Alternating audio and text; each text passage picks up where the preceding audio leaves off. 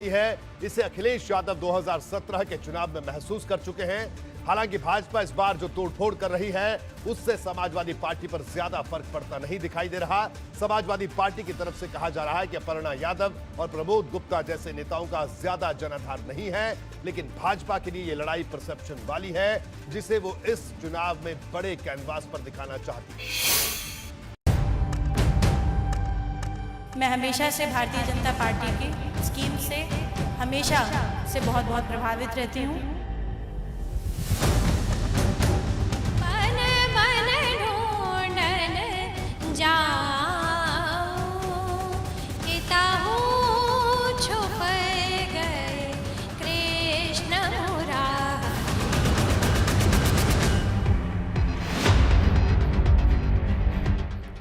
ये सिर्फ अपर्णा यादव के भाजपा में शामिल हो जाने भर की तस्वीर नहीं है। ये भाजपा के लिए वो हथियार है जिसके आधार पर चुनाव से पहले परसेप्शन बनाया जा रहा है, और परसेप्शन की लड़ाई में जो आगे निकल गया उसका सफर सत्ता के लिए आसान हो जाता है। मुझे तो ये बात समझ में नहीं आती है कि भारतीय जनता पार्टी को खुश होना चाहिए इस बात को लेकर के।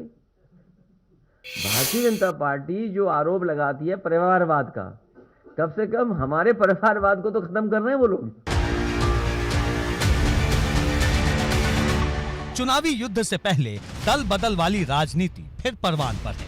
कोई सपा से भाजपा में जा रहा है तो कोई भाजपा से सपा में, लेकिन सपा और उसके सहयोगी दल ये बताने की कोशिश कर रहे हैं कि उनकी तरफ से जो चेहरे भाजपा में गए उनका वजन उतना ज्यादा नहीं जितना उन नेताओं का है जो भाजपा छोड़कर सपा में आए।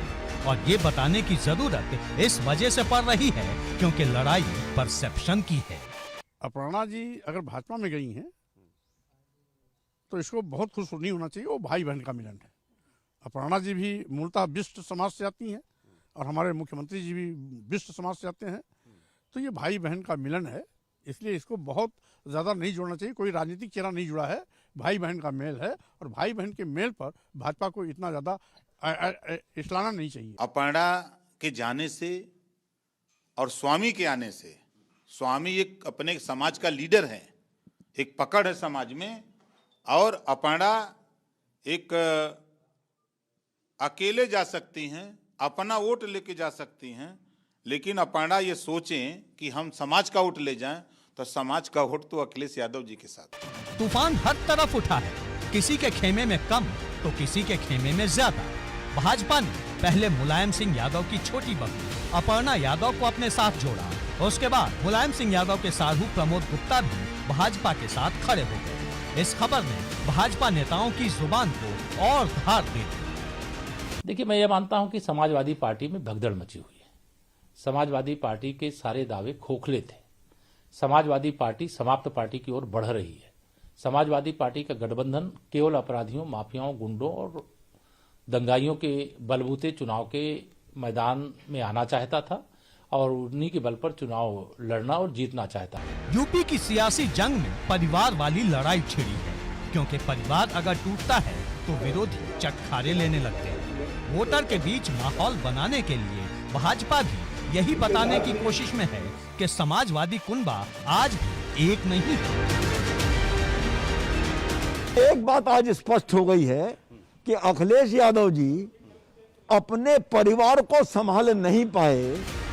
परसेप्शन की लड़ाई सिर्फ भाजपा और सपा ही नहीं बना रही, एक माहौल बसपा की तरफ से भी बनाया जा रहा है। बसपा महासचिव सतीश चंद्र मिश्रा ने एक बार फिर सपा और भाजपा को मिला हुआ बताया। भारतीय जनता पार्टी और समाजवादी पार्टी ये दोनों मिले हुए हैं और ये एक ही सिक्के के दो पहलू हैं। हम जब कहते थे तो लोग सोचते थे कि हम क्या कह रहे हैं, लेकिन हमें मालूम था कि किस तरह से अंदर से मिले हुए हैं। अभी 10 दिन पहले आपने देखा कि किस तरह से भागवत जी आरएसएस के मुखिया और मुलायम सिंह जी दिल्ली में एक 10 दिन पहले बैठ करके योजना बना, यही सब योजना बन रही थी। कौन सापा में रहेगा, कौन मेरे पास आएगा, लड़का इधर और बहू उधर, समधी इधर तो भाई उधर। ऐसा माना जाता है कि चुनावी युद्ध भूमि में जिसका जैसा परसेप्शन बनता है, कमोबेश वोट भी उसी हिसाब से मिलते हैं। यही वजह है कि अखिलेश इस लड़ाई को अगड़े बनाम पिछड़े की पिच पर तैयार करना चाहते हैं, तो भाजपा हिंदुत्व का झंडा बुलंद कर रही है। एबीपी गंगा के लिए ब्यूरो रिपोर्ट।